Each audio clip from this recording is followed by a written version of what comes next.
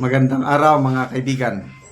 Bigyan natin ngayon ng opinion, reaction itong mga pahayag ni Baguio City Mayor Benji Magalong kung bakit mataas ang trust ratings ni Pangulong Rodrigo Roa Duterte.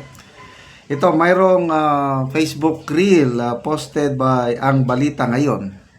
Ito, nagsasalita si Mayor Magalong tungkol sa kanyang experience as city mayor sa Baguio. Bakit mataas ang ratings ni Pangulong Rodrigo Duterte kahit ngayon na nakakulong na siya pa rin ang mas mataas ang ratings kumpara kay BP Sara at kumpara sa nakaupong presidente. Grabe.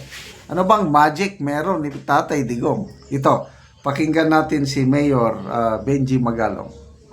Ang taas ng rating ni Presidente, ni PRRD, during my first term, nung panahon na ni President Duterte, ang lagi kong iniisip noon is, bakit kaya mataas ang rating ni President Duterte? Ang iniisip ko, yung mga nasa survey ng mga tao, takot lang.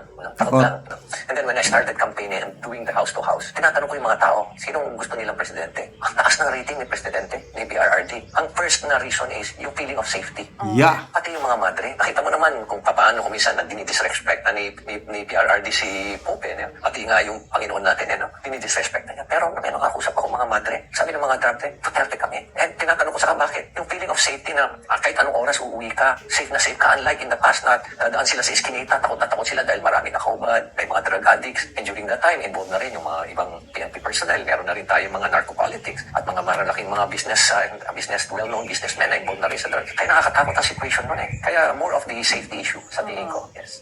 Tinatanong ko yung mga tao, Sino gusto nilang Presidente? Ang taas ng rating ni Presidente, ni PRRD, during my first term, nung panahon na ni President Duterte, when I ran, ang lagi kong iniisip noon is, bakit kaya mataas ang rating ni President Duterte? Ang iniisip ko, yung mga nasa survey ng mga tao, takot lang.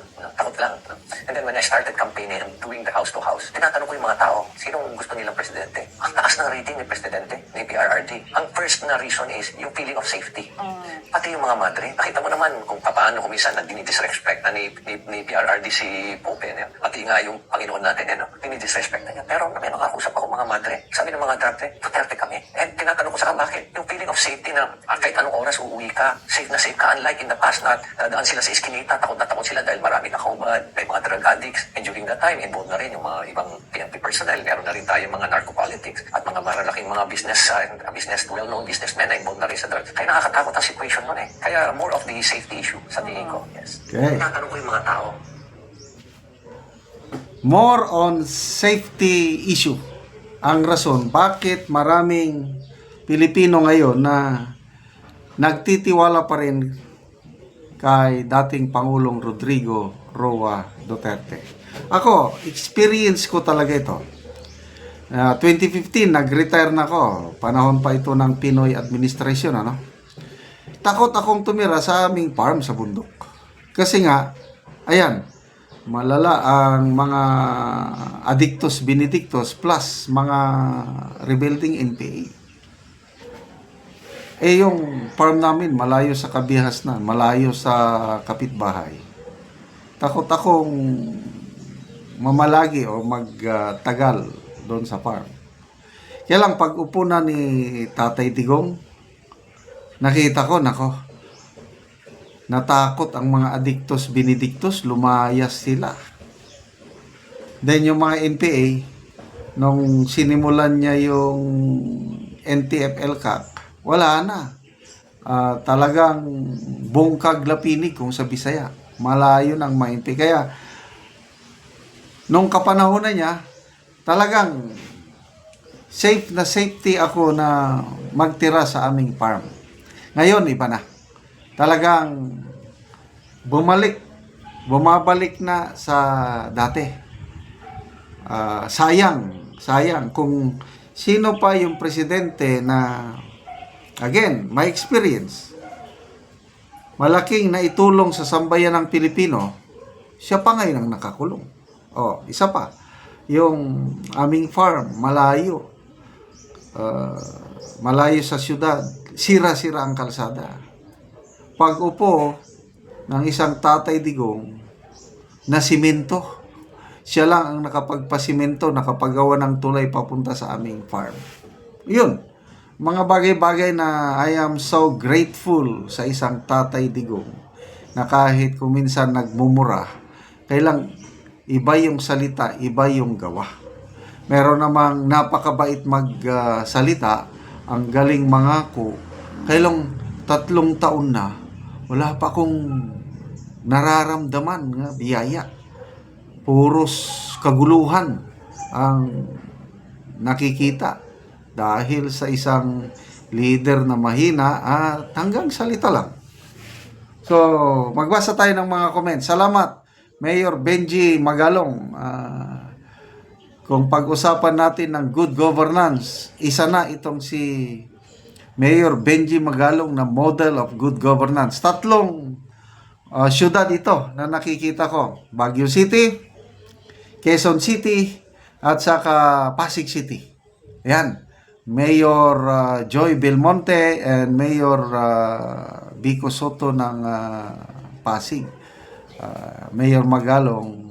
Then of course, Ormoc, Mayor Losi Torres. Sino pa? Yan lang, mga... And of course, Davao City, Mayor Basti Duterte na ngayon magiging Mayor Digong na naman. Yan ang mga good governance ng mga mayor, model cities in the Philippines. Magbasa tayo sa mga comments. John Kawili, sabi niya, yes na yes, Mayor. Safe na safe ang sambayanang Pilipino nung panahon ni PRRD. Nikki Kest, lalo na kaming mga OFW na sa malayo. Ang pamilya, safety talaga iniisip namin, kaya the best na mga naging presidente talaga si PRRD. Sana maulit at masundan ng anak. Yes! It's just a matter of time, mga kaibigan. Impeachment, wala na. Kahit anong gawin na, magtambli-tumbling pa sila. Talo na sila sa impeachment.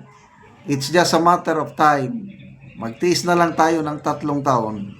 BP Sara, the next President of the Republic of the Philippines. Okay, salamat mga kaibigan sa inyong pagsubaybay sa ating channel. Nakakatulong kayo ng malaki sa tribong talandig ng Bukidnon. Ang sweldo natin sa channel na ito is pantulong sa tribo. Sa ngayon, namimigay tayo ng livelihood assistance, nagpapatanim ng saging lakatan. Kung may itinanim, may aanihin. Panoorin nyo ang video na ito. Una namong tanom nga saging lakatan nga namunga nga wala sukad ginabunuhan. So tungod kay hinlo namunga gyud tungod kay maayo ang yuta dinhi sa amoa. O karon atong bisitahon ang among tanom nga lakatan nga ginaabunuhan og karon mga dagko na gyud. Og karon mo na ni ang among saging nga ikaduha nga among tanom saging lakatan nga ginaabunuhan og karon mga dagko na gyud hapit na pod mangunod tungod kay sige og kaabuno ani gawas nga padayon mi ani sa paghinlo, pag spray og pag-abuno. So dali ra gyud ni iya mangunod og mga dagko na gyud. Og karon nagahinno na pod mi sa among saging lakatan aron nga dali ra gyud siya mamunga og hinlo.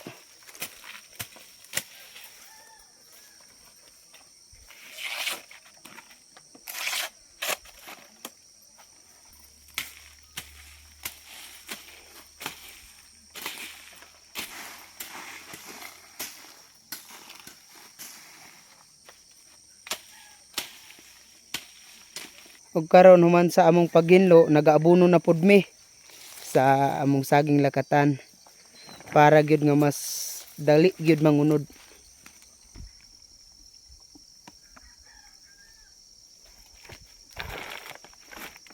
Og karon human sa among paghinlo og sa pag-abuno mag-spray na pud mi sa among saging lakatan.